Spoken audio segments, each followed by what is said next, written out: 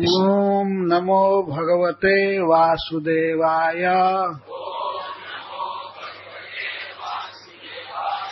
ओम नमो भगवते वासुदेवाय। ओम नमो भगवते वासुदेवाय।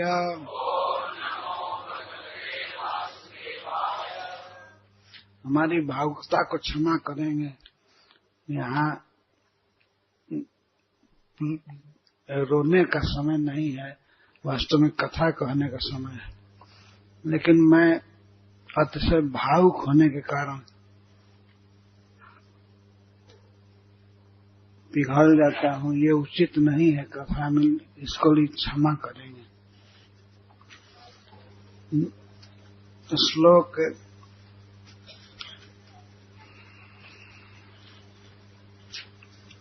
38 से चालू करेंगे। नैतद् विचित्रं मनुजार्भमायिनः परावराणां परमस्य वेधसा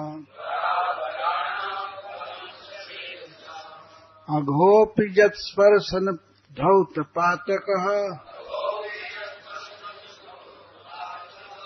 प्रापात्म साम्यम त्वसतां सुदुर्लभम्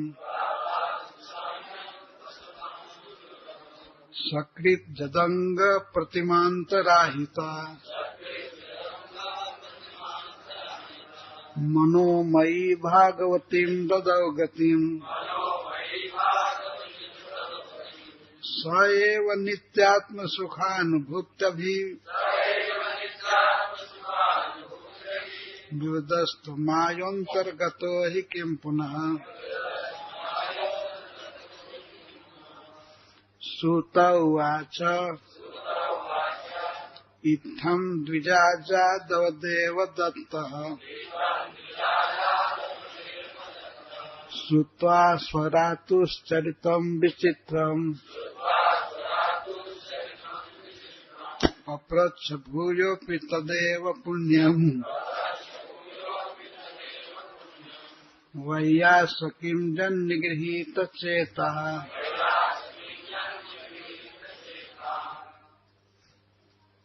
पढ़िए, खूब आनंद से पढ़िए। नैतद्विचित्रं मनुजार्भमायिनः परावराणां परमस्य वेधसा अघोऽपि यत्स्पर्शन धौतपातकः प्रापात्मसाम्यं त्वसतां सुदुर्लभम्।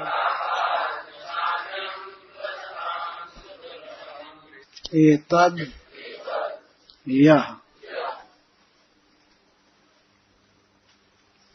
अघासुर की मुक्ति कृष्ण से हो गई।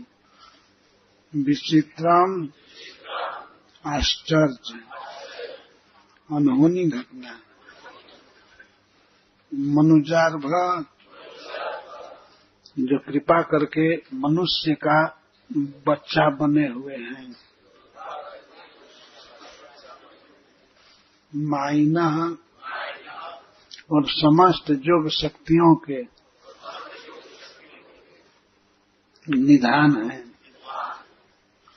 परावराणाम अपने समस्त अंशों के और कलाओं के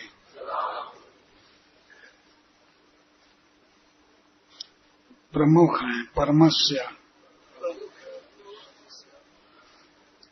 परम ईश्वर है। वेधसा परम विधाता, वही इस जगत में सबको कोई भी गंतव्य देते हैं। अपने कर्म के अनुसार किसी को स्वर्ग, ब्रह्मलोक या वैकुंठ में अपना पार्षद बनाते हैं। ऐसे श्री कृष्ण के स्पर्श से अघा अपि अघासुर भी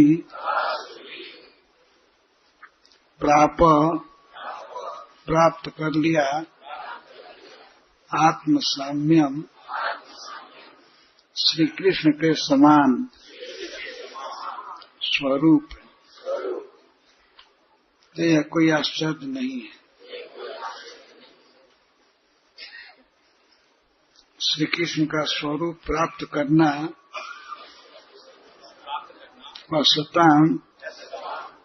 असत लोगों के लिए, दुष्टों के लिए सुदुर्लभ, अतिशय दुर्लभ है। फिर भी अघासुर पा गया।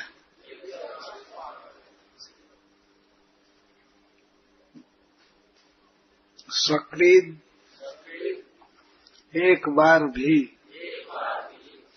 जदंग प्रतिमा, जिनके शरीर की मूर्ति अंतराहिता यदि अंतःकरण में आ जाती है,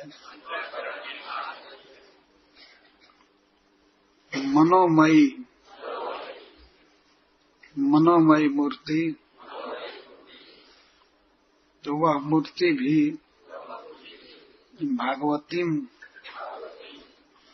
भगवत संबंधी, भगवान का लोक, भगवान की लीला में प्रवेश, भगवान जैसा ऐश्वर्य, भगवान के धाम में निवास आदि, ये भागवती गति, इसको ददौ दे दी है। ऐसी घटनाएं हैं। ऐसा नहीं है कि देगी, दे चुकी है भगवान की मूर्ति। ददौ गतिम, गति दिया, स एव, जिनके श्री विग्रह की इतनी महिमा है, वही भगवान कृष्ण जो नित्य अपनी स्वरूप शक्ति के सुख के अनुभव में रहते हैं और उसके कारण माया को निरस्त किए रहते हैं। ऐसे प्रभु जो चित शक्ति से अन्वित हैं, अघासुर के अंतर्गत शरीर में भीतर चले गए ही, तब किम पुनः, तो फिर इस विषय में क्या सोचना है कि अघासुर मुक्त हो गया है। इस विषय में शंका करने की कोई आवश्यकता नहीं।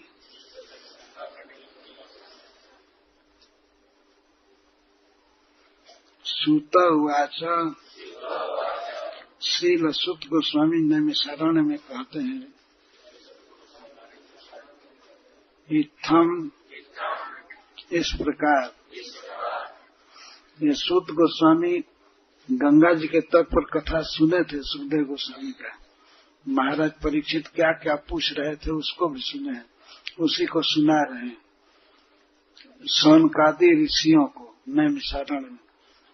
तो वे कहते हैं, इत्थम, इस प्रकार, द्विजा, हे ब्राह्मणों, जादवदेव दत्त, जो जादवेंद्र भगवान श्री कृष्ण के द्वारा दिए गए थे रक्षा करके महाराज युधिष्ठिर को, अर्थात भगवान ने जिनकी गर्भ में रक्षा किया था, रक्षा करके युधिष्ठिर को दिया था, ऐसे महान भाग्यशाली महाराज युधिष्ठिर परीक्षित महाराज परीक्षित श्रुत्वा सुनकर स्वदातु अपने रक्षक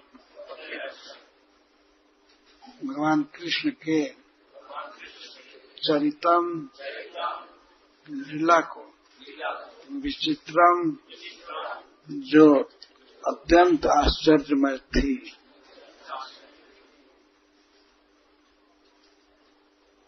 तो वे आश्चर्य से चकित होकर के पप्रच्छ पूछे भूयायपि,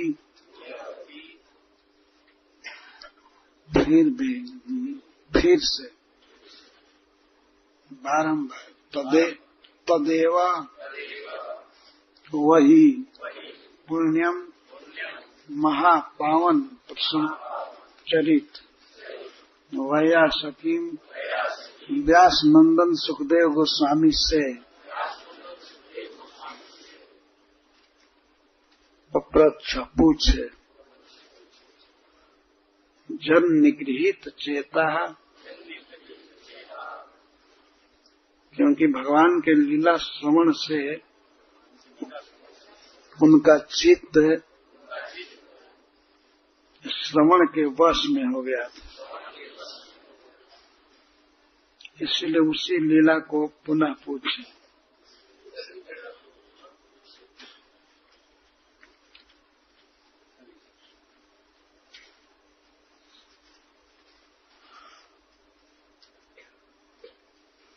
मैं तद विचित्र, मैं प्रश्न पूछूंगा, यह विचित्र नहीं, आश्चर्य नहीं है क्या? बलराम बताओ। भगवान के केवल नाम लेने मात्र से ही मुक्ति मिल जाती है, लेकिन भगवान उसके शरीर के अंदर प्रवेश हुए तो इसमें कौन सी विचित्र बात है कि वो मुक्त हो? हाँ, तो ये आश्चर्य नहीं है, ये स्वाभाविक है श्री कृष्ण के लिए। नैतद विचित्रम, कृष्ण मनुजार्भमायिना, मनुष्य का बालक बने हुए अपने धाम से श्री वैकुंठ से यहाँ आकर के नंद महाराज का पुत्र बने, पर हैं अनंत अचिंत ऐश्वर्य के साथ, अपनी शक्तियों के साथ, और परावराणाम परमस्य, छोटे या बड़े, पराणाम अवराणाम, जो पर हैं जैसे ब्रह्मा आदि, और अवर दूसरे देवता छोटे छोटे दूसरे जीव, तो पर और अवर में जो सबसे श्रेष्ठ है,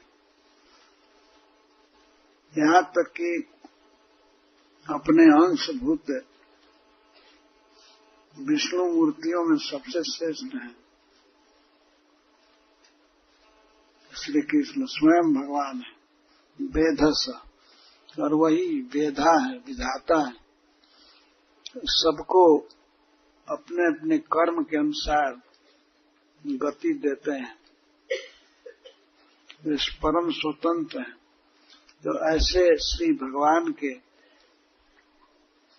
स्पर्श से धौत पातक, अघासुर का पाप नष्ट हो गया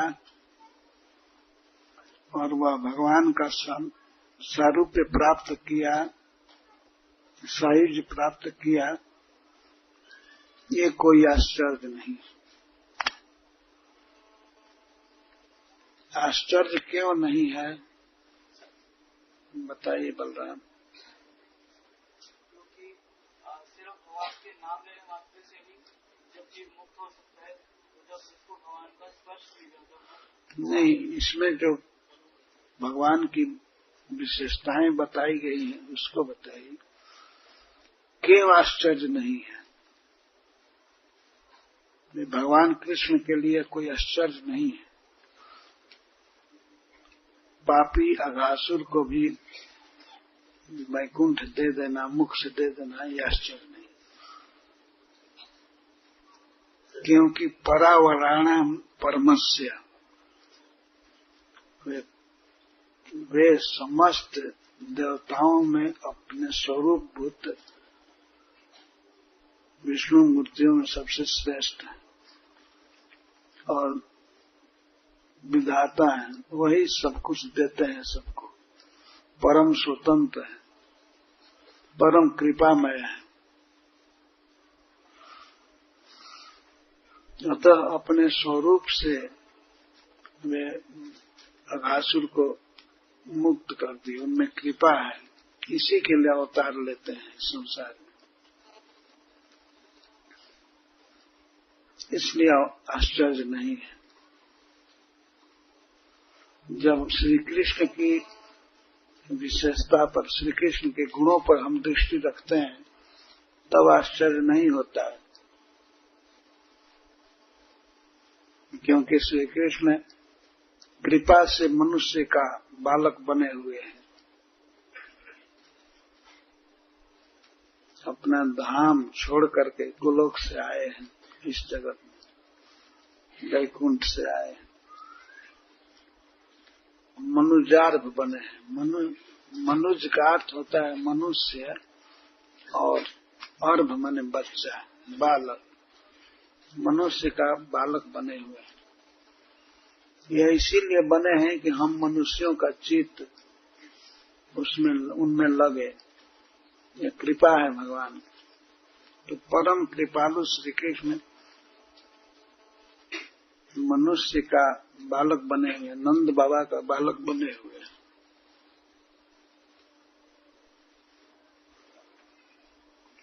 और माई न, वे माई हैं। माई मतलब माया से युक्त, अपनी अनंत शक्तियों से युक्त है। उनकी 3 प्रकार की शक्ति है। एक है स्वरूप शक्ति, और एक तटस्था शक्ति है, और एक माया शक्ति। तो समस्त शक्तियों के साथ हैं, अच्युत हैं। माई हैं, योग माया से युक्त हैं। तो ऐसे परम समर्थ, परम कृपालु, करुणानिधि श्री कृष्ण के लिए यह आश्चर्य की बात नहीं। अघासुर जैसे पापी को मुक्त करके और उसको सायुज्य दे देना, ये स्वाभाविक है। तो सुखदेव गोस्वामी फिर कहते हैं कि इस जगत में उनकी प्रतिमा बना करके कोई पूजता है तो उसका कितना बड़ा भाग्य है। यदि एक बार भी मन में उनका आकार आ गया, बांसुरी बजाते हुए या नंद बाबा के आंगन में खेलते हुए या माखन चुराते हुए, किसी भी तरह से एक बार भी चित्त में आ गया। पहला शब्द सकृत, सकृत का अर्थ होता है एक बार। एक बार भी आ जाए मन में उनका वह रूप, उनके रूप की बात दूर है, उनके शरीर की प्रतिमा, मूर्ति का स्मरण हो जाए एक बार भी, तो वह एक बार का स्मरण भी भागवती गति प्रदान करता है। जिनके श्री विग्रह की इतनी बड़ी महिमा है, उन भगवान के लिए यह आश्चर्य नहीं है। वे भगवान स्वयं ही, प्रतिमा की बात तो दूर है, स्वयं अपने स्वरूप से अघासुर के उदर में समा गए, अंतर्गत भीतर चले गए। कितना सुंदर ध्यान किया, इससे बढ़ करके क्या कोई ध्यान करेगा। भगवान स्वयं ही उसके मुख में समा गए। जो प्रभु अपनी स्वरूप शक्ति के प्रकाश सुख से सुखी रहते हैं और उसके प्रभाव से माया निरस्त रहती, दूर रहती है, जैसे सूर्य अपने प्रकाश से प्रकाशित रहता है, सूर्य गोलक में अंधकार नहीं रह सकता है, ऐसे ही भगवान के धाम में आत्म सुखानुभूति है। भगवान अपने आनंद ब्रह्मानंद के सुख में मग्न रहते हैं और अभिव्युदस्त माया को दूर किए रहते हैं, जिससे सूर्य अंधकार को बहुत दूर भगाए रखता है।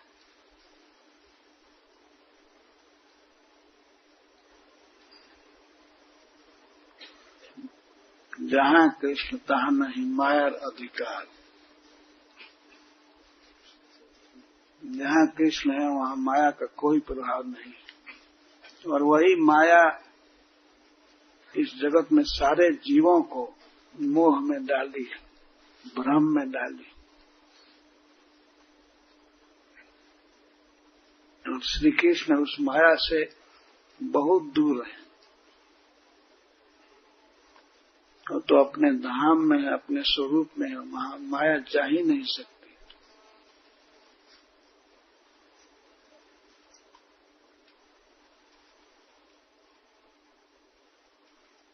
तो ऐसे श्री कृष्ण महिमा वाले अघासुर के पेट में चले गए, तो उनके स्पर्श से वो आत्म साम्यम प्राप्त भगवान के समान स्वरूप प्राप्त किया, जो असतम सुदुर्लभम, जो माया में फंसे हुए दुष्ट लोगों के लिए सुदुर्लभ है गति।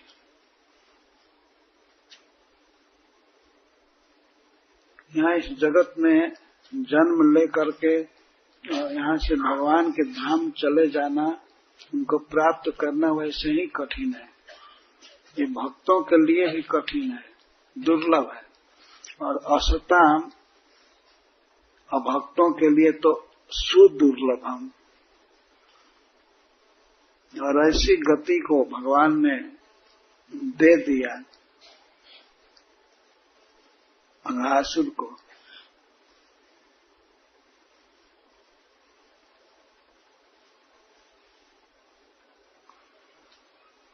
यह श्लोक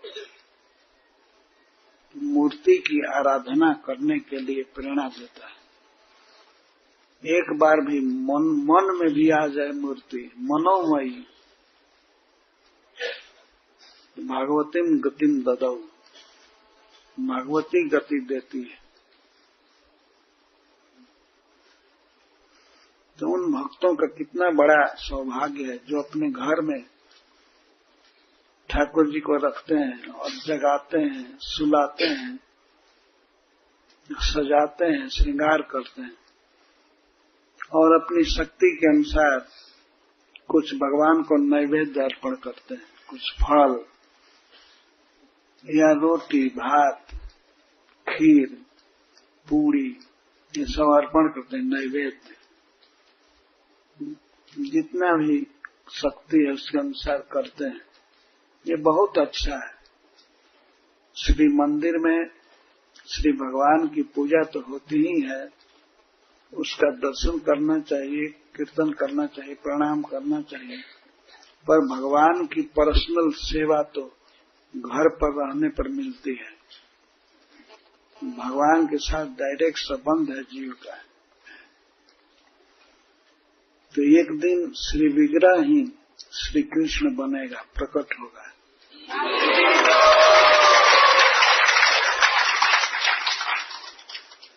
इसमें संदेह नहीं है। इस श्लोक को आत्मसात कर लीजिए।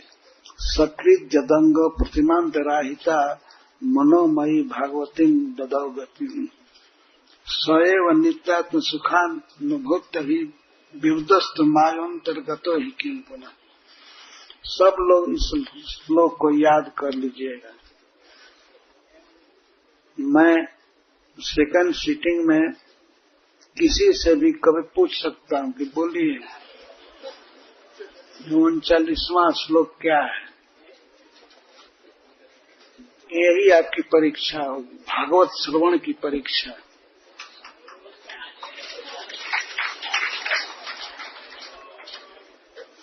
ये कोई कठिन कार्य नहीं है, बहुत सरस श्लोक है।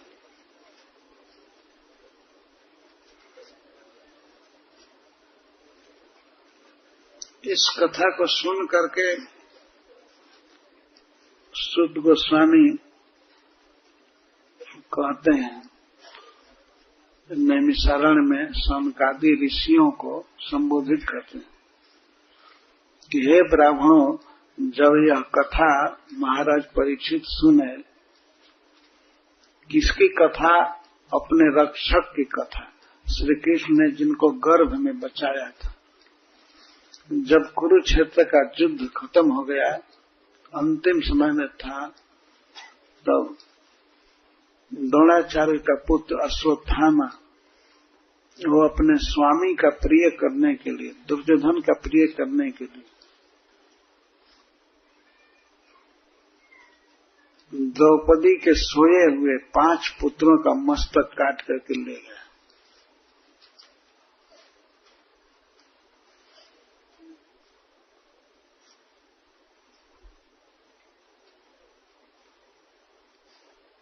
अर्जुन उसका पीछा किए, वो ब्रह्मास्त्र चला दिया। तो भगवान की प्रेरणा से अर्जुन उस ब्रह्मास्त्र को लौटाए अपने ब्रह्मास्त्र के द्वारा। फिर भी वो जिद में था, माना नहीं। जब युद्ध समाप्त बिल्कुल हो गया और श्री भगवान हस्तिनापुर आ गए, हस्तिनापुर से अब वे अपने घर जा रहे थे, द्वारका।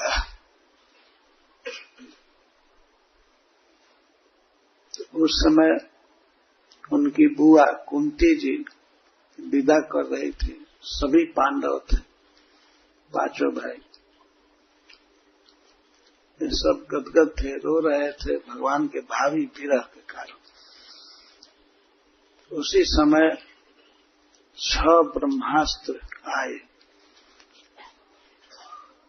6 अस्त्र, 5 पांडवों के लिए और 1 उनके अंश वंशधर उत्तरा के गर्भ में बच्चा था, वही परीक्षित हुआ उस पर।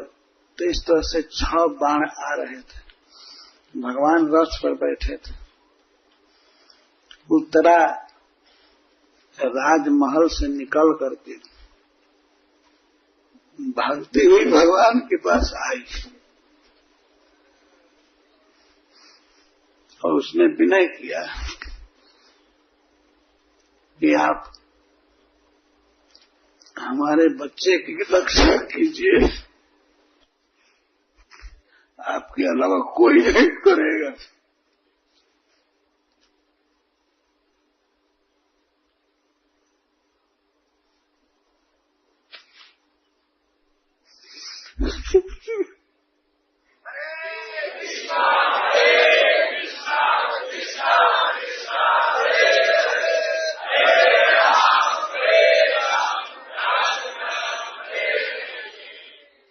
संसार में एक दूसरे को मार सकते हैं लोग, लेकिन किसी को जिला नहीं सकते। तो आप ही हैं जो रक्षा कर सकते हैं। यहाँ तो सब एक दूसरे को मारने मरने पर पड़े हुए।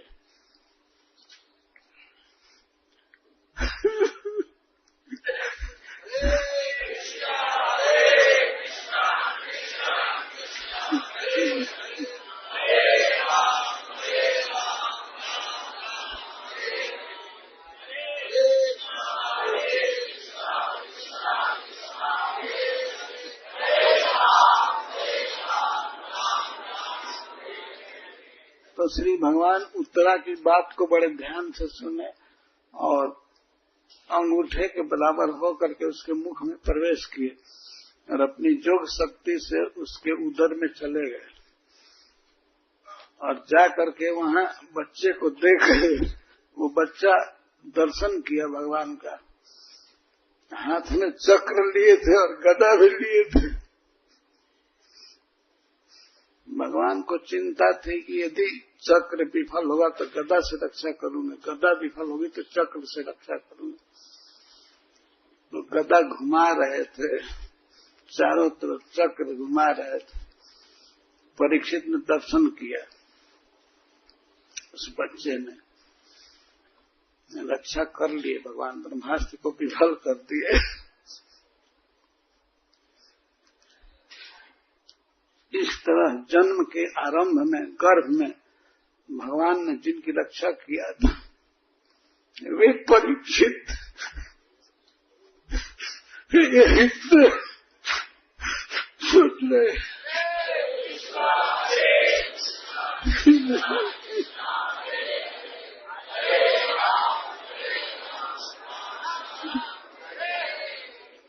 अपने जीवन के अंत में अपने रक्षक श्री कृष्ण की कथा सुन रहे कि भगवान ने हमसे इतना स्नेह किया, और सबसे बड़ा स्नेह यह है कि सुखदेव गोस्वामी को भेज करके भागवत सुना रहे। ये सबसे बड़ी कृपा है। तो उनका चित्त भगवान की कथा में लगा हुआ था, कथा ने पकड़ लिया था परीक्षित के चित्त को। जन निगृहित चेता, कथा में मन लगा हुआ था भगवान के लीला में, और उनको याद आ रही थी यह बात कि हमारी गर्भ में श्री कृष्ण ने रक्षा किया था।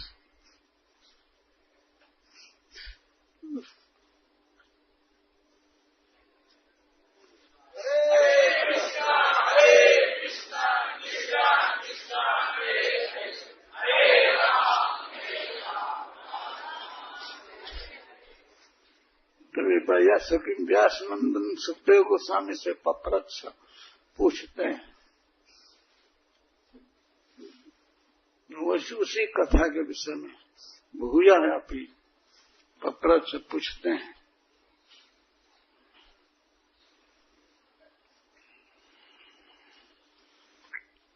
राजवाच परीक्षित ने पूछा, ब्राह्मण कालांतर कृतम तत्कालीनम कथम भवेत जत कौमारे हरि कृतम जगो पौगंड के भका। हे ब्राह्मण, हे वेद स्वरूप, हे सर्वज्ञ गुरुदेव सुखदेव गोस्वामी, ब्राह्मण सबसे पहले संबोधन के, हे ब्राह्मण, कालांतर कृतम भिन्न समय में की गई लीला तत्कालीनम कथम भवेत, स्पष्ट अर्थ जो से 1 साल पहले लीला हुई थी वो आज बच्चों ने ब्रज में कहा, तो तत्कालीन कैसे हो सकती है? बच्चों ने क्यों कहा कि आज कृष्ण अजगर को मारा है और हमारी रक्षा किया? और इस पर बहुत फूल बरस रहे थे, अजीब प्रकार के फूल, अद्भुत फूल, बहुत बड़ा गीत हो रहा था, नाच हो रहा था, बाजे बज रहे थे, पता नहीं चला कहाँ से बज रहे थे। वे सब बच्चे ऐसे ही खाए, तो स्वर्ग से देवता लोग बजा रहे थे।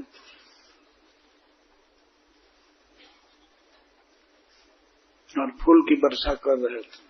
तो बच्चों ने कहा कि आज ये सब हुआ है, आज कृष्ण मृत्यु से हमारी रक्षा किया, अघासुर के पेट से निकाला।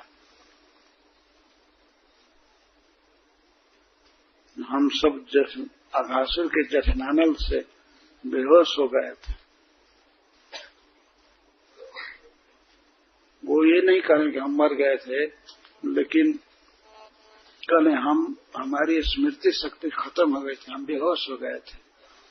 तो कृष्ण हम देख करके हम लोगों को जिलाया और ले करके हम सबको फिर बाहर आया अघासुर के पेट से।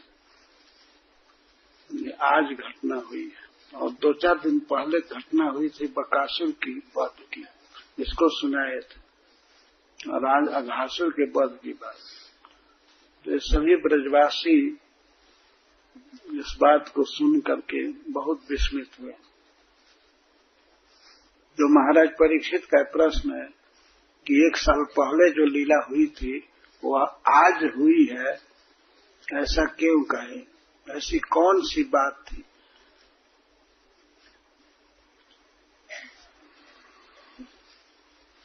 तद्ब्रूहि में महाजोगी, हे महाजोगी, महाजोगेश्वर,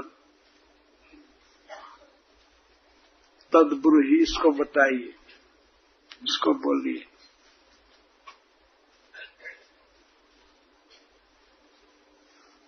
आप सर्वज्ञ हैं, सभी काल की बातें जानते हैं, क्योंकि महाजोगेश्वर हैं आप।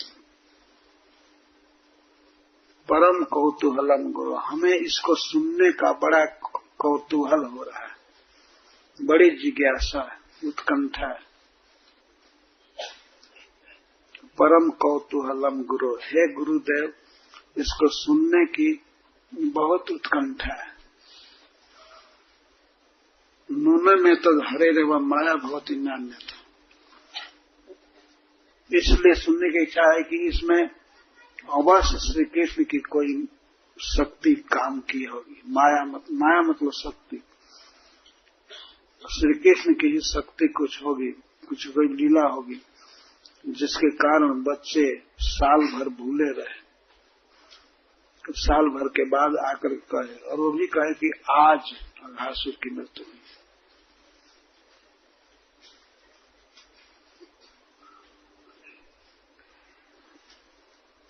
नून में तद हरे रेवा माया भवती नान्यथा, श्री कृष्ण की ही कोई माया होगी, कोई शक्ति लीला होगी, और दूसरी लीला हो, दूसरे की शक्ति काम नहीं कर सकती, न अन्यथा दूसरा कारण नहीं होगा, श्री कृष्ण ही कारण होंगे।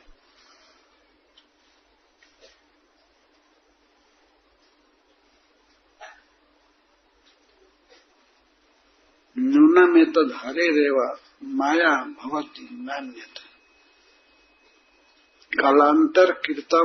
कालांतर में घटी लीला को आज कह रहे हैं। जत कौमारे हरि कृतम, जो कुमारावस्था में श्री कृष्ण ने लीला किया था, उस हरि कृतम कृष्ण लीला को जगु गाए बताए पौगंड के अर्भका, पौगंड अवस्था में।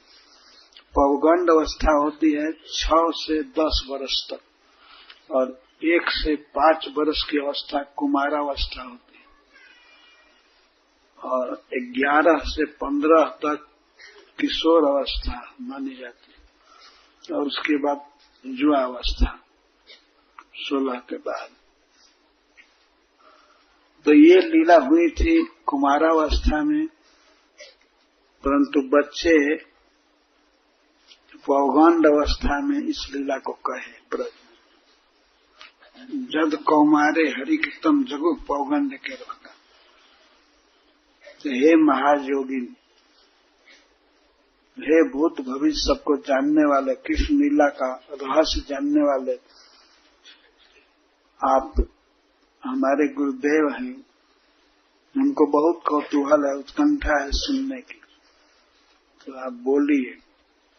सुखदेव गोस्वामी इस प्रश्न की प्रस्तावना सुनते ही समाधिस्थ हो गए। इसीलिए दूसरे श्लोक में, 42वें श्लोक में महाराज परीक्षित कहते हैं तद्ब्रूहि, बोलिए।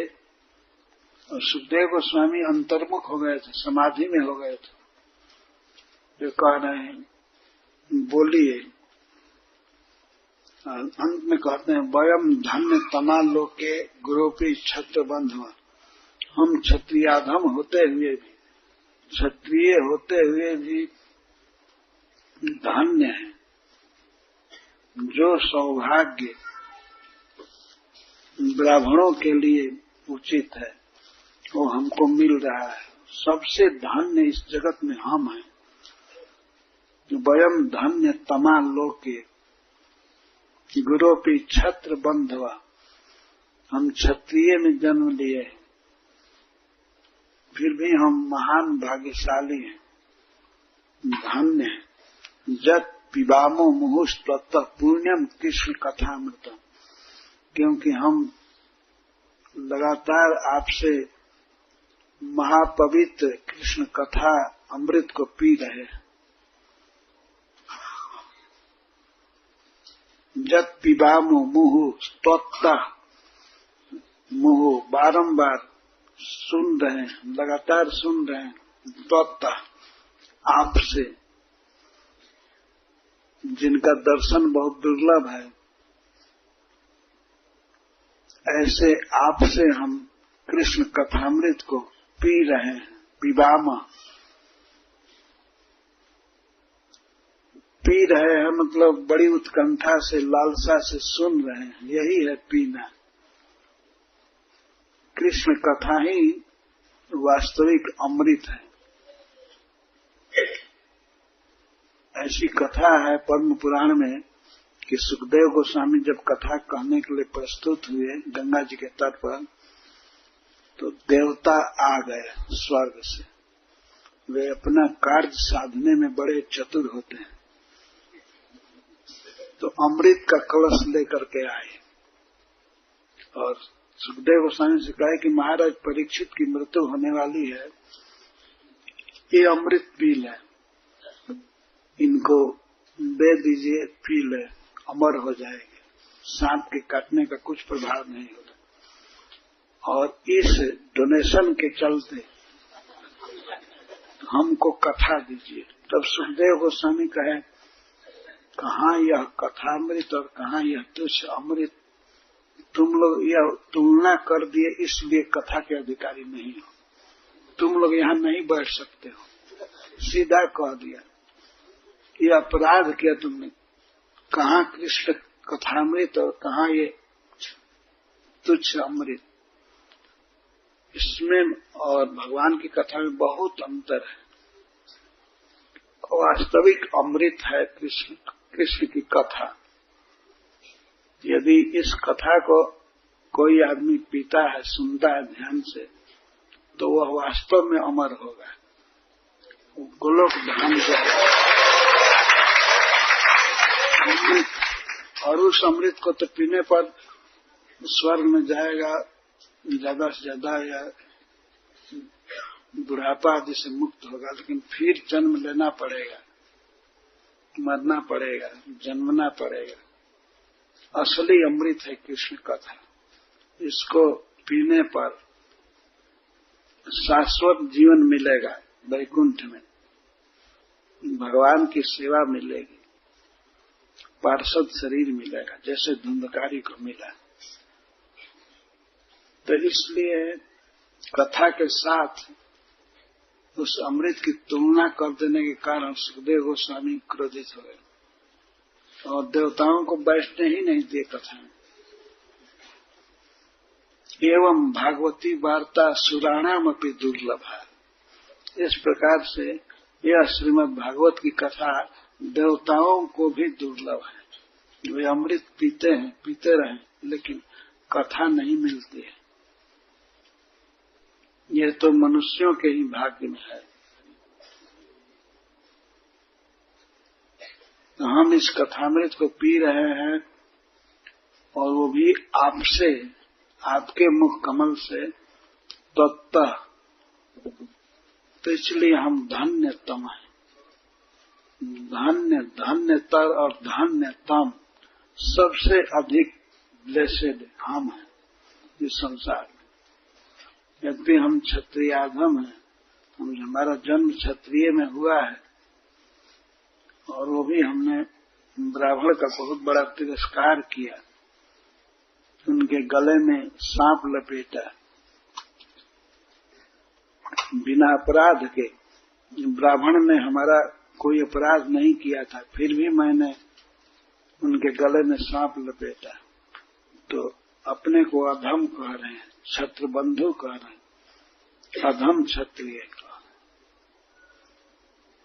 जो क्षत्रिय का कुल अधम नहीं था, वो तो बहुत बड़ा था।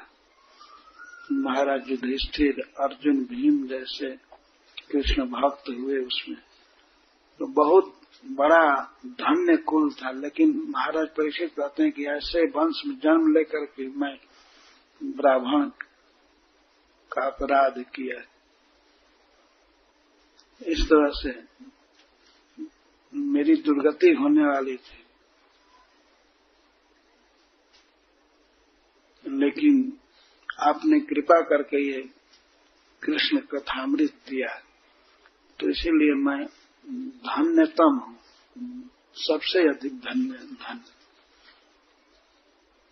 कृतार्थ हूँ। बार बार महाराज परीक्षित को कह रहे थे, पर सुखदेव गोस्वामी तो सुन नहीं रहे थे, उनका तो मन भगवान की लीला में चला गया था। जब ही प्रश्न शुरुआत किए पूछने का, त्यों ही सुखदेव गोस्वामी अंतर्मुख हो गए थे, बाहर कुछ सुन नहीं रहे थे, और बोलने की शक्ति नहीं थी, सुनने की शक्ति नहीं थी।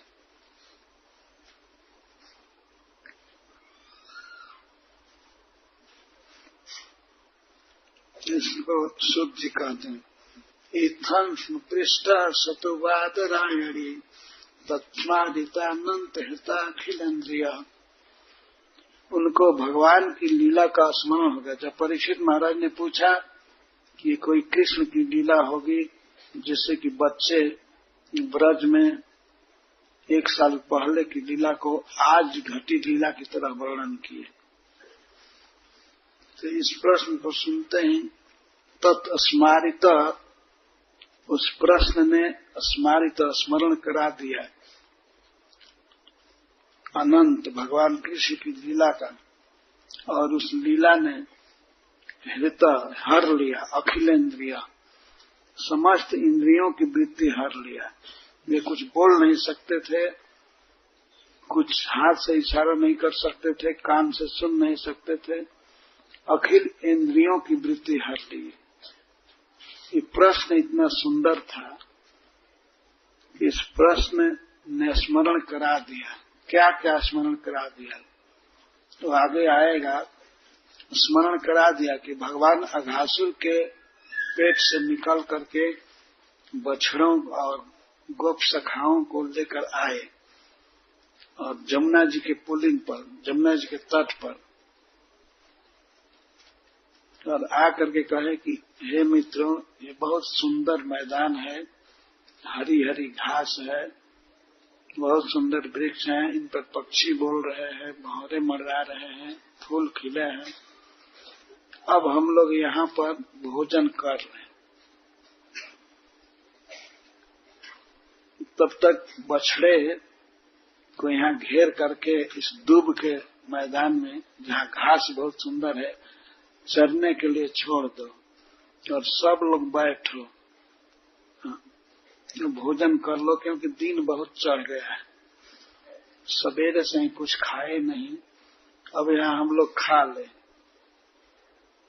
और बछड़ों को पानी पिला करके इनको छोड़ दिया जाए, चरागाह में चरते रहे पास में ही। भगवान की कुछ योजना और थी, लीला कर रहे थे, क्योंकि बछड़ों को चरने दीजिए और हम लोग खा ले। तो भगवान की बात को सुन करके सभी बच्चों ने कहा, ठीक है, जैसा कहते हो वही ठीक है। वो बैठे, भगवान बीच में बैठे थे। तो बैठने की लीला जब आएगी, श्लोक आएगा, मैं वर्णन करूंगा। तो कृष्ण के चारों तरफ बैठे कई लाइन में, और श्री कृष्ण का मुख सब ओर था। सब बच्चे यही देख रहे थे कि हमारे तरफ कृष्ण का मुख है, मैं कृष्ण के साथ बैठा हूं। भगवान ने अपना ऐश्वर्य प्रकाशित किया, सब ओर मुंह था, पीठ नहीं दिख रहा। सब देख रहे थे कि हमारे सम्मुख श्री कृष्ण बैठे, और अपने अपने घर से जो लाए थे भोजन की सामग्री, तो सब खोल खोल करके कृष्ण को देने लगे। बहुत सुंदर सुंदर मिठाई बनाए थे। कोई माता जी अपने घर से मिष्ठान बना करके दी थी, और विशेष रूप से सुंदर दही, सजाव दही और भात था, और भी कई प्रकार के पकवान थे, अचार थे। उसको बच्चे खोल खोल करके दिखाने लगे। सबसे पहले श्री कृष्ण को वो खाने के लिए देते थे। लो श्री कृष्ण, हमारे घर से बहुत सुंदर है, प्रसाद। तो श्री कृष्ण को देते थे खाने के लिए। कभी कभी विनोद करते थे श्री कृष्ण, बैठ ये तो बिल्कुल रद्द है, किसी काम का नहीं है, ऐसे मजाक करते थे। फिर भी तुम्हारी माँ ने दिया है तो इसको खा लेता।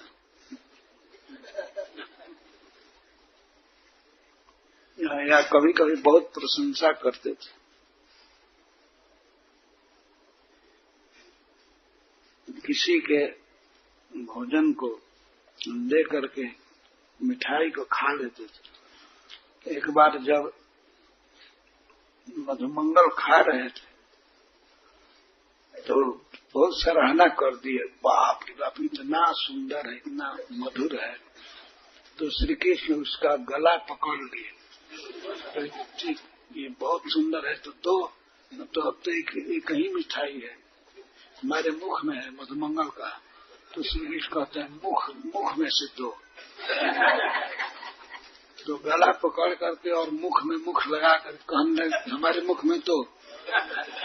और इस दृश्य को देवता देख रहे थे सब आकाश से, जिसमें ब्रह्मा जी भी थे, तो देख रहे थे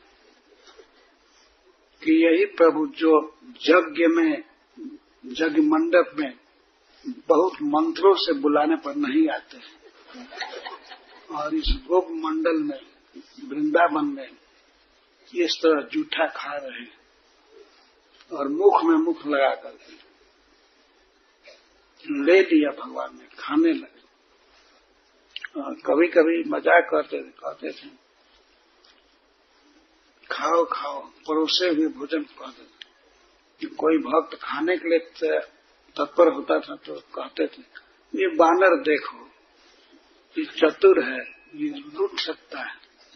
तो उधर देखने में व्यस्त हो जाता था तो उसके थाली से बोतल से ले करके भगवान खा जाते थे। कभी कहते थे तुम तो कुछ खाया नहीं,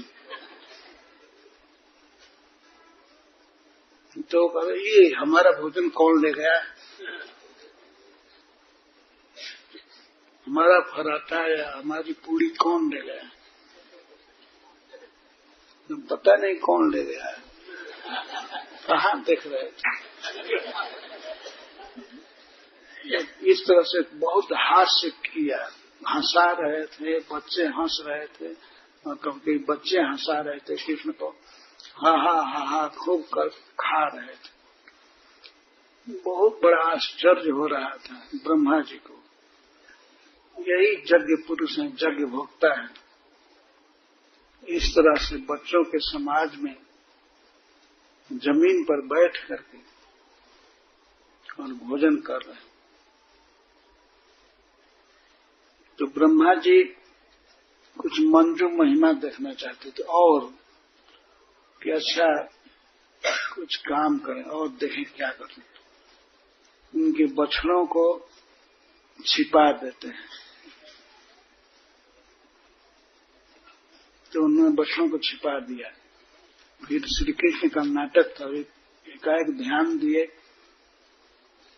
कहे अरे बछड़ा क्या हुए। तो सभी बच्चे खड़ा होकर के देखने लगे, यही तो थे, कहाँ गए।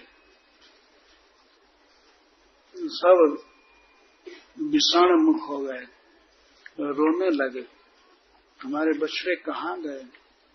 तो श्री कृष्ण कहे तुम लोग भोजन मत रोको मित्रों, मैं बछड़ा ला दूंगा, तुम लोग भोजन मत रोको, खाओ, मैं बछड़ा ला दूंगा। और तुरंत चल दिए। हाथ में दही भात का कवर था बाएं हाथ में, और बेंत लिए, सिंह लिए, बांसुरी लिए, कमर में खोस करके कपड़े में, और चले गए। ये सब बच्चे देख रहे थे कि बछड़ा लेकर आएंगे। वे लोग खाए नहीं, कृष्ण के बिना कैसे खा सकते थे। तो श्री कृष्ण बछड़ा देखने गए तो बछड़ा गायब, कुछ पता नहीं चला। बहुत दूर गिरिराज में गए ये चौमुहा या सही जो भी हो स्थान होगा उसमें, वहां से गए गिरिराज की तरफ बछड़ा खोजने के लिए। वन में बहुत दूर तक खोजे, कहीं नहीं मिले। तब अब आए जमुना जी के तट पर, जहाँ सखा सब भोजन कर रहे हैं।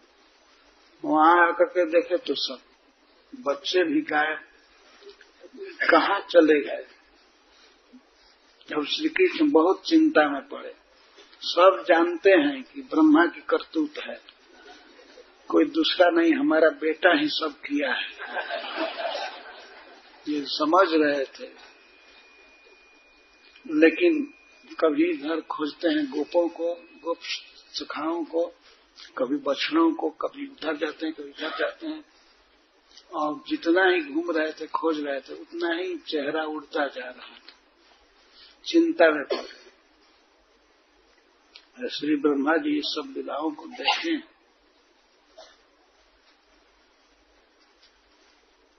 तो अंत में जब नहीं मिले गोप सखा सब, गोप कुमार और बछड़े नहीं मिले, तब शाम को घर जाने के पहले अपने को ही सभी बछड़ों के रूप में व्यक्त किया भगवान, और गोपों के रूप में जितने गोप थे व्यक्त किए। बहुत बड़े श्लोक में सुखदेव गोस्वामी इसको गाए हैं, वो श्लोक गाया जाएगा। मैं केवल रूपरेखा थोड़ा बता रहा हूँ। तो स्वयं श्री कृष्ण सब बछड़े बन गए और सब गोप सखा, और अपने से अपने को हाँकते हुए ब्रज में आए। उस दिन अद्भुत आनंद था। इस तरह से साल भर ब्रज में जाते थे, गांव में जाते थे और वन में आते थे। स्वयं श्री कृष्ण ही थे, सभी बछड़े और सभी गोप सखा।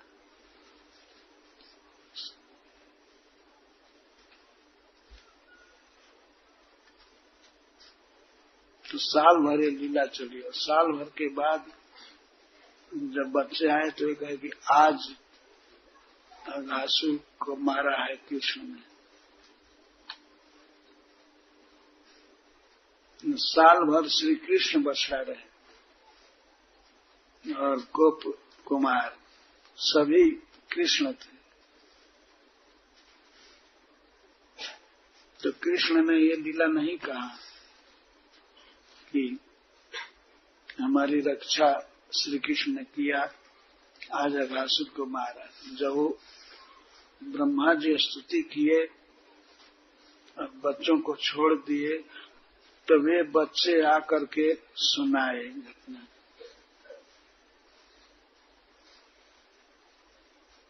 इन लीलाओं का स्मरण होते ही सुखदेव गोस्वामी की चित्तवृत्ति हर ली गई, सभी इंद्रियों की वृत्तियां हर ली गई, वे कुछ बोल नहीं सके। सुखदेव गोस्वामी अपनी स्थिति बता रहे हैं कि हम धन्य हैं, आपके मुख से कृष्ण कथामृत पी रहे हैं।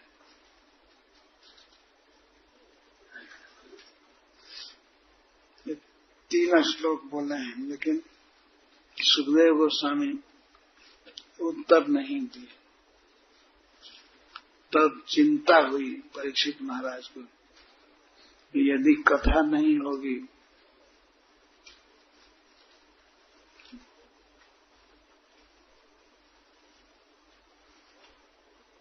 तो उचित नहीं है, कथा होनी चाहिए। तो कृष्णा बहुत प्रयास करके ऋषि मुनियों ने मृदंग बजाना चालू किया, नाम कीर्तन करना चालू किया, बहुत जोर से ध्वनि हुई। तो बहुत कठिनाई से वृक्षात कष्ट से सुखदेव गोस्वामी बड़ी मेहनत से बाह्य वृत्ति में आए, और तब उन्होंने कृष्ण कथा कहना प्रारंभ किया। कृष्णात् पुनर्लब्ध बहिर् दृश्य समय धीरे धीरे बाह्य वृत्ति में आए और प्रत्याहतम भागवतोत्तमोत्तम, हे समस्त भक्तों में उत्तम सौनक जी, सुखदेव गोस्वामी ने उत्तर देना चालू किया।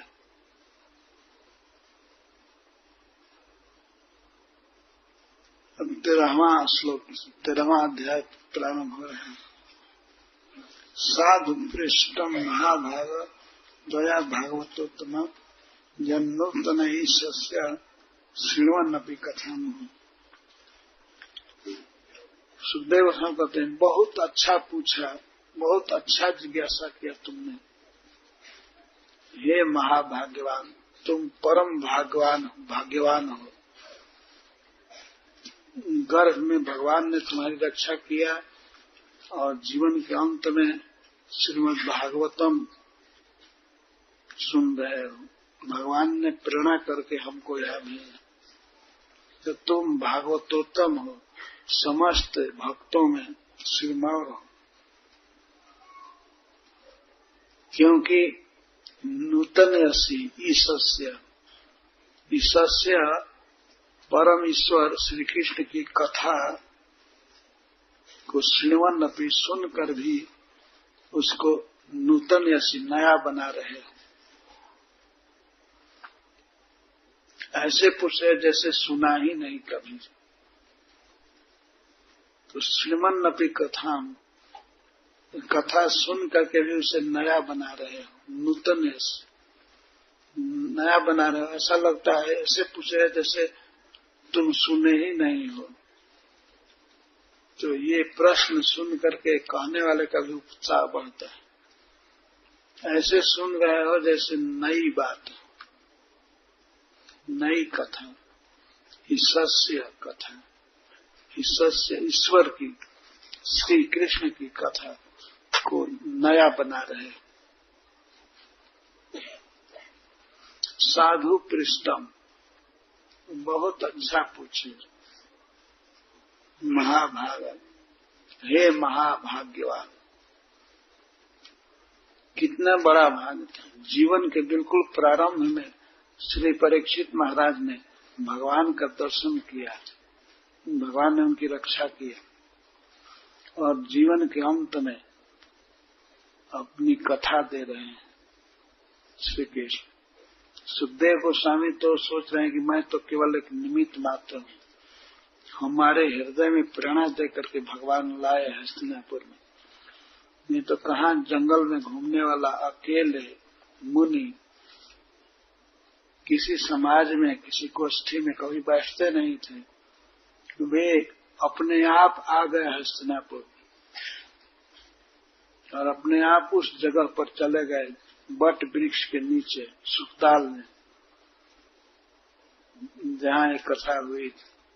जो तुम महान भाग्यशाली हो, और सबसे बड़ा भाग्य है कि कथा में तुम्हारी इतनी रुचि है, तुम कथा को प्रतिक्षण नवीन कर रहे हो, नया कर रहे हो। इसका अर्थ है कि सुनने की उत्कंठा तुम्हारी बहुत अधिक है। श्रृण्वन्नपि कथा नूतन यसी, नया कर रहे हो ईश्वस्य कथा, परम ईश्वर श्री कृष्ण की कथा। श्रृण्वन्नपि, सुनकर भी नवीन कर रहे हो। प्राय हम लोग देखते हैं कि एक बार कोई कथा सुन लेते हैं लोग, तो कहते हैं ये तो सुनी हुई कथा है। लेकिन परीक्षित महाराज इसके विपरीत थे। सुनी हुई कथा को न सुनी हुई अश्रुत चरित समझ करके पूछ रहे थे, लालसा इतनी थी।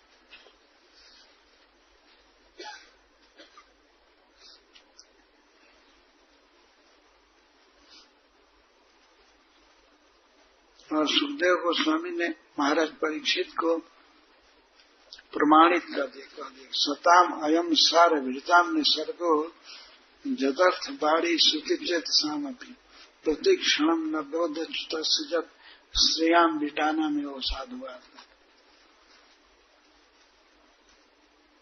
हे महाराज, सताम अयम निसर्ग, सारभृताम सारग्राही भक्तों का, सज्जनों का यही स्वभाव होता है कि भगवान की कथा में उनकी रुचि होती है। जदर्थ वाणी श्रुति चेतसाम अपनी, कृष्ण कथा के लिए ही उनकी वाणी होती है। कृष्ण कथा बोलते हैं और श्रुति सुनते हैं, चेतसाम और चित्त में स्मरण करते हैं।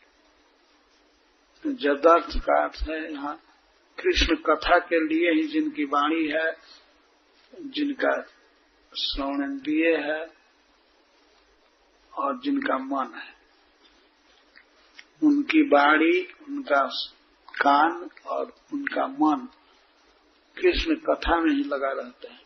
कृष्ण कथा, कृष्ण लीला का मनन करते हैं, मन में वाणी से बोलते हैं और कान से सुनते रहते हैं। यही सताम निसर्ग, यही भक्तों का स्वभाव होता है।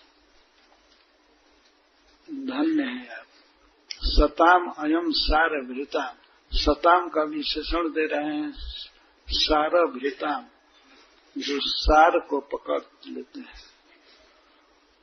इस जीवन में, इस जगत में सार क्या है? भगवान की बातें, भगवान की कथा, यही सार है। बहुत से ग्रंथ हैं पर भगवान कृष्ण की लीलाओं से भरा हुआ यह श्रीमद् भागवत ही ग्रहणीय है। और सभी ग्रंथ रिजेक्टेबल है, ग्रहणीय नहीं है। सारभृता, सार को ग्रहण करते हैं भक्तजन। तो सारग्राही भक्तों का यही स्वभाव होता है, जैसा आपका है। सुखदेव गोस्वामी दृष्टांत दे रहे हैं, जैसे स्त्री लंपट पुरुष से, स्त्री लंपट नहीं पर स्त्री लंपट पुरुष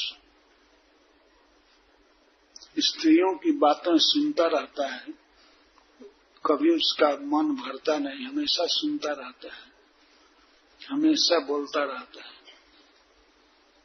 स्त्रियां बिटाना में साधुवार्ता, विष्ट का अर्थ है लंपट। स्त्री लंपट पुरुष गण जैसे दिन रात स्त्रियों की चर्चा सुनते रहते हैं, उनको बहुत आनंद आता है, वे कभी उबते नहीं है। दिन में भी, रात में भी, सब समय। कभी टीवी पर स्त्री को देखते हैं, कभी फोटो देखते हैं, कभी डायरेक्ट बात करते हैं, कभी मोबाइल से बात करने लगते हैं। ये लंपट पुरुषों का स्वभाव होता है। तो इतना गंदा दृष्टांत दिए कि जैसे स्त्री लंपट पुरुष स्त्री की चर्चा में लगे रहते हैं, वैसे आप कृष्ण चर्चा में लगे हुए हैं। तो यही दृष्टांत मिला है। इतने बड़े विद्वान को और कोई दृष्टांत नहीं मिला है। लेकिन विचारणीय बात है, क्यों ऐसा दृष्टांत दिया? संसार में सबसे ज्यादा आदमी किसकी बातें सुनता है? स्त्रियों की बातें, वो भी परिस्त्री। ये भी पर स्त्री है। ब्रज में पर स्त्रियां हैं, परकिया भाव वाली स्त्रियां हैं, और भगवान की पराशक्ति है, और भगवान पर पुरुष है। हरिश्री जी कहते हैं कि पर पुरुष की जो लीला है पर स्त्री के साथ, परकिया भाव की, तो यही सोचकर सुखदेव गोस्वामी ने महाराज परीक्षित को कह दिया कि आप जैसे भक्त भी श्री कृष्ण कथा में लगे रहते हैं, जैसे लंपट स्त्री लंपट पुरुष स्त्रियों की कथा में, या स्त्रियां लंपट पुरुषों की कथा में। यह उदाहरण बहुत सटीक है, विचार करने पड़ेगा। इस संसार में सबसे अधिक आकर्षण किसका है? स्त्रियों का पुरुष के प्रति और पुरुष का स्त्री के प्रति। और संसार में चर्चा का प्राय विषय यही रहता है। जहां भी देखिए बुक स्टॉल पर पुस्तकें कैसी मिलेंगी जिसमें स्त्रियों का चित्र होगा और कई प्रकार की अश्लील कथाएं होती हैं।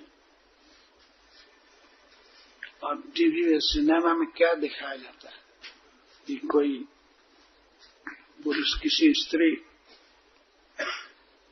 को किस तरह से अपने चंगुल में फंसा कर ले जा रहा है, यही तो दिखाते हैं। क्या इससे लाभ होगा समाज को? लेकिन लाभ हो या लाभ हो, युवक स्त्री लंपट पुरुषों का यही स्वभाव है और पुरुष लंपट स्त्रियों का भी यही स्वभाव है कि वे हमेशा बातचीत करते रहते हैं। ये मना किया जाता है कभी कभी, अपने मोबाइल फोन को ऑफ रखिए, पर अगर बातचीत कर कहीं फोन आ जाए किसी स्त्री का तो उस समय कथा छोड़ करके भी बाहर होकर बात करें।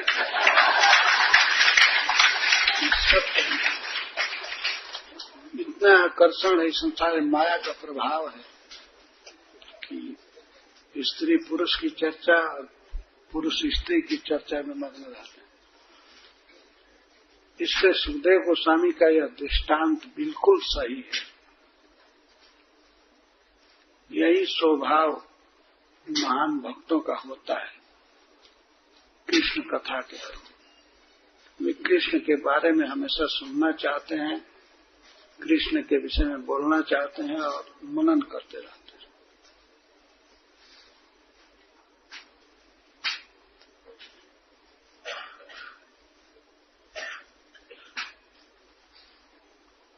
जब श्रील प्रभुपाद जी अमेरिका में प्रचार कर रहे थे तो उस समय एक व्यक्ति ने पूछा,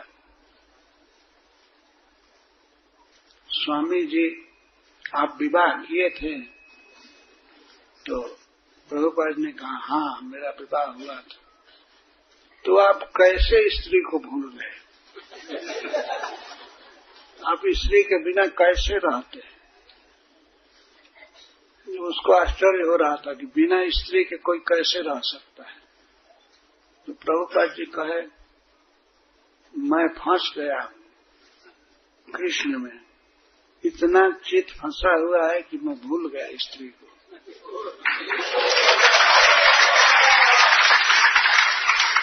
यही उत्तर दिया कि मेरा मन फंसा हुआ है कृष्ण में, इसीलिए मैं स्त्री को भूल गया, अपने बच्चों को भूल गया, अपना घर भूल गया।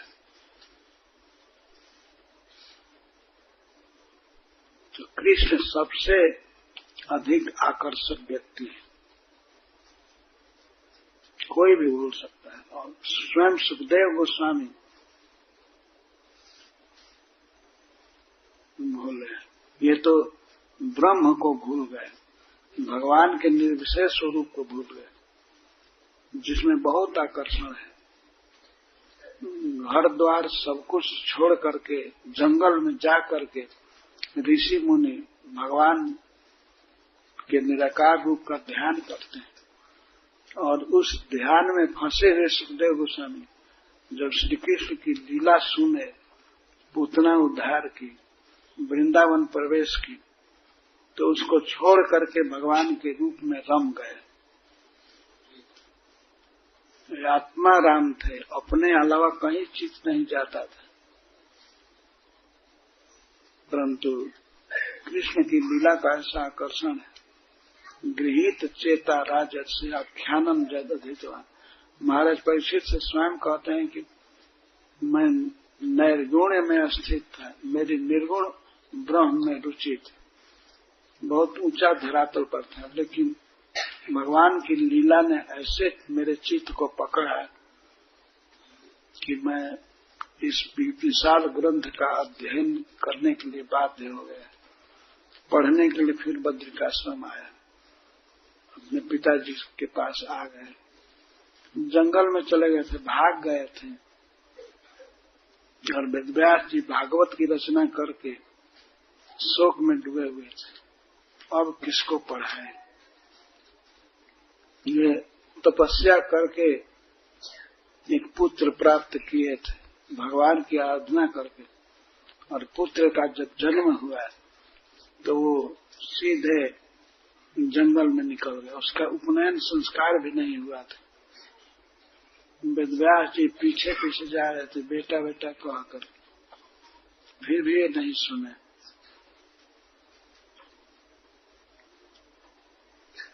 और एक दिन ऐसा समय आया जब वे भगवान के लीला के 2 श्लोक सुने।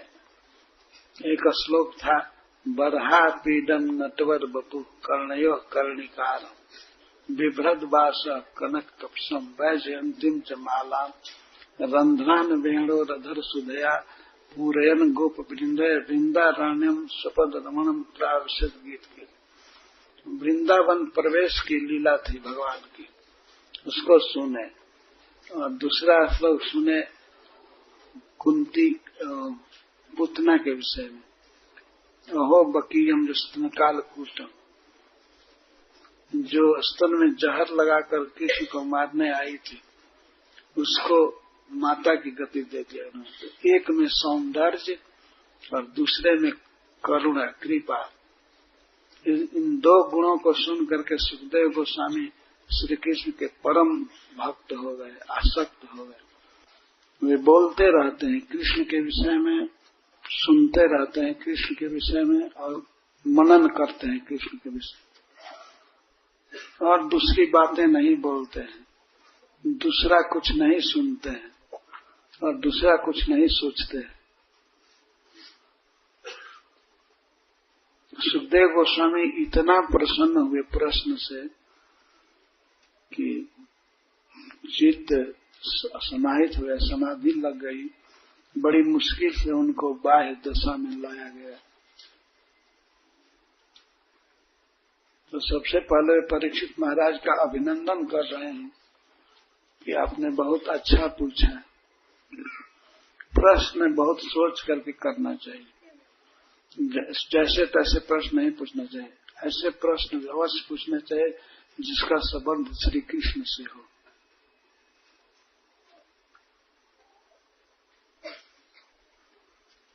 एक बार मुझसे एक व्यक्ति खड़ा होकर के प्रश्न किया कि जो शंकर जी ने गणेश जी का मस्तक काटा तो वो कहाँ है? तो मैं कहा कि आपको जरूरत है क्या? तो माता पार्वती कहीं फ्रिज में रखी होगी, जा करके कैलाश पूछ लीजिए। फिर मैंने कहा कि ये कोई प्रश्न है? यहाँ क्या प्रश्न कर कथा हुई और क्या पूछ रहे हैं?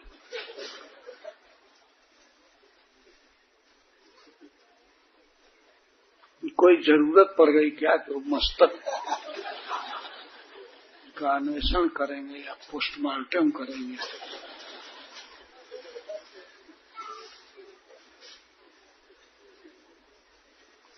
इस तरह से फालतू मनन होता रहता है। जो बात नहीं सोचनी चाहिए मन में घूमता रहता है और वही वाणी पर निकलता है। तो हम जब भागवत पढ़ेंगे तो भागवत में भगवान की लीलाएं हैं, वही हमारे स्मृति में आएंगे और फिर बोलना होगा तो उसी को बोलेंगे, गुनगुनाएंगे। और कहीं सौभाग्य रहेगा, भाग्य रहेगा सुनने का तो उसी को सुनेंगे। यही भक्तों का स्वभाव है। सताम अयम सारभृताम निसर्ग, सताम अयम निसर्ग। सज्जनों का, भक्तों का यही स्वभाव होता है। जदर्थ वाणी श्रुति चेत सावधि। कृष्ण की लीला के लिए ही उनकी वाणी होती है, उनका श्रुति कान होता है और चेता मन होता है, मनन करते हैं। भगवान के बारे में सोचने के लिए ही भगवान ने हमको मन दिया है, नहीं तो पागल हो जाते। अगर कुछ स्मरण करना है, मनन करना है, तो कृष्ण के विषय में मनन करना चाहिए। अगर बोलने की शक्ति है तो बोलते रहना चाहिए कृष्ण के विषय में, और सुनना चाहिए कृष्ण के विषय में। भगवान ने ये एसेट दिया है सबको, वाणी दिया है, कान दिया है और मन दिया है। बोलने की शक्ति है सबको,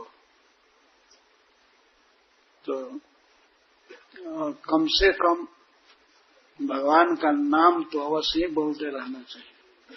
हरे कृष्णा कृष्णा कृष्णा हरे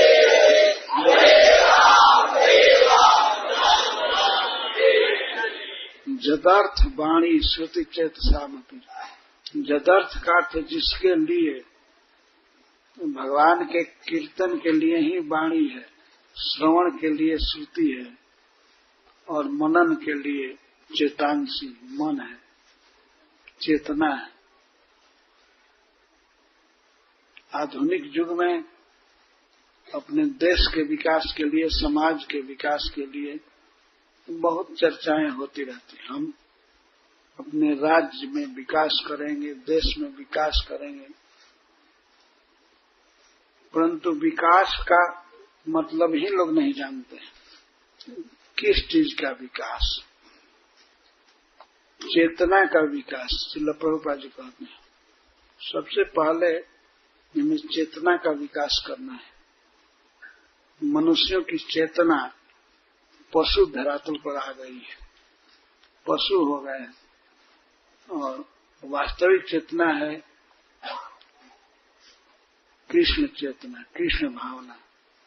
जब भगवान से हम संबंध करेंगे, भगवान को अपना बंधु समझेंगे, अपना हितैषी समझेंगे और भगवान से प्रेम करने लगेंगे, तब तो हमारी चेतना सही मानी जाएगी। नहीं तो गंदी चेतना है। केवल रोड विस्तार, बिल्डिंग बनाना, विमान बनाना, रेल बनाना, यही विकास नहीं है। विकास है अपनी चेतना को शुद्ध कर लेना, और चेतना शुद्ध होगी भगवान की भक्ति से, नाम संकीर्तन से। इसकी बहुत बड़ी आवश्यकता है। ये चेतना की अशुद्धि के कारण कभी कभी सुनाई पड़ता है कि इस लंपट पुरुष ने किसी के साथ रेप किया, यह किया, किसी ने चोरी किया, किसी ने हत्या किया। यह क्यों हो रहा है? केवल चेतना की अशुद्धि है। अशुद्ध चेतना से सब काम करता है। जब चेतना शुद्ध हो जाएगी तो ये सब कार्य नहीं हो पाएगा। चेतना शुद्धि के दो महान उपाय हैं। एक तो भगवान के नाम का उच्च स्वर से कीर्तन, और दूसरा भगवान को नैवेद्य अर्पित किया हुआ प्रसाद खाना।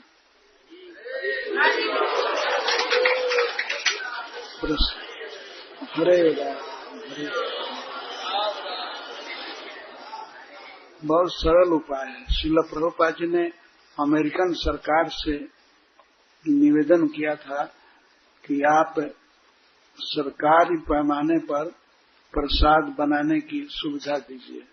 बहुत विशाल मात्रा में प्रसाद बनाया जाए और सबको बांटा जाए और कीर्तन कराया जाए महामंत्र का, तो अमेरिका से क्राइम दूर हो जाएगा।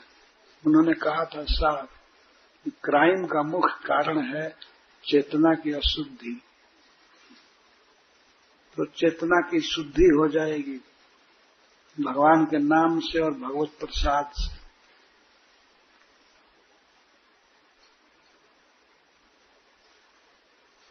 हम पढ़े हैं इतिहास में, जब विश्व विजेता सिकंदर भारत में आया था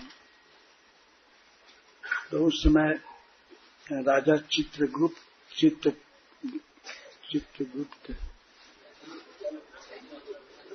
ने, जो पाटलिपुत्र के राजा थे, पाटलिपुत्र ही राजधानी थी भारत की, चंद्रगुप्त। तो चंद्रगुप्त के महामंत्री थे चाणक्य पंडित। तो अलेक्जेंडर का, सिकंदर का प्रधान व्यक्ति कोई गया मिलने चाणक्य पंडित से, और ये पता लगाना चाहता था कि आप किसके बल से, कौन बुद्धि से ये साम्राज्य की स्थापना किए। महानंद कोई राजा था, उसको डिफीट करके। तो चाणक्य पंडित उस समय गंगा जी में स्नान करने गए थे। वे आए, शाम हो गई, तो उनके घर में, भवन में दीपक जल रहा था। वे आए तो उनको पता लगा कि सिकंदर का आदमी आया, तो मिलना चाहता है। वे बुलाए अपनी कुटी में, अब जब बैठे तो उस दीपक को बुझा दिए, पहले दीपक को जो जल रहा था, और दूसरा दीपक उसी के समान था, उसको जला दिया। तो वो व्यक्ति बड़ा आश्चर्यचकित हुआ कि उस दीपक में काम चल ही रहा था, तो ये दूसरा दीपक क्यों जलाया, ये उसको क्यों बुझा दिए। वो पूछा चाणक्य पंडित से। वो कहा कि चाणक्य पंडित ने कहा, एक दीपक मेरा प्राइवेट दीपक है, मेरे वेतन से उसमें तेल लगता है। हमको सरकार से, राजा से वेतन मिलता है, तो उस वेतन का में तेल खरीद करके उसमें डालता हूं।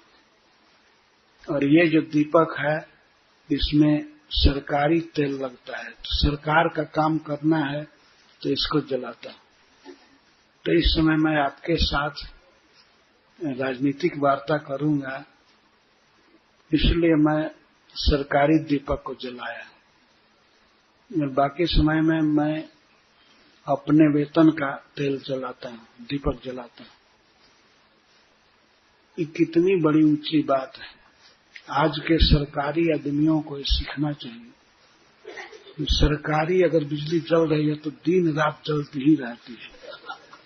सरकारी मोटर मिली है तो उसमें कुछ भी खर्च हो तो बिल तो चला जाएगा सरकार को। ये चेतना की अशुद्धि के कारण हो रहा है। लूटपाट, घुसखोरी, चेतना शुद्ध होगी, जब भगवान से प्रेम होगा तब संसार में सुख शांति का विस्तार होगा, तब असली प्रगति मानी जाएगी, विकास। जब इस संसार में, इस देश में एक भी लंपट व्यक्ति नहीं रहेगा। ऐसा हुआ है, और बहुत पहले नहीं, बहुत बाद में भी ऐसा इतिहास है। चाइना से एक यात्री आया था, वो बुद्ध का समय था, बौद्ध धर्म का, तो वेनसांग नाम था ना, वेनसांग आया था। तो उसने अपनी डायरी में लिखा है कि मैं भारत में देखा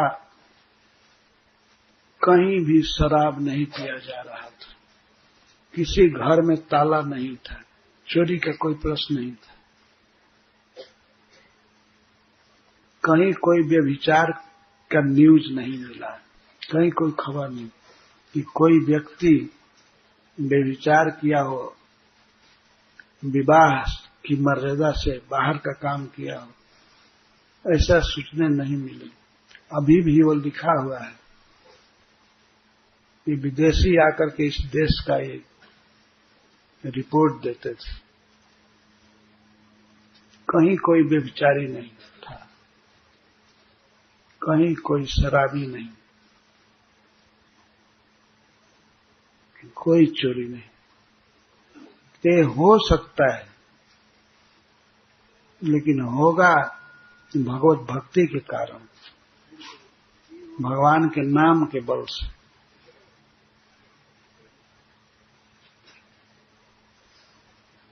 तो यही सज्जनों का नियम निसर्ग है, स्वभाव है कि भगवान की बात करते रहते हैं, भगवान के बारे में सुनते रहते हैं और भगवान के बारे में सोचते रहते हैं।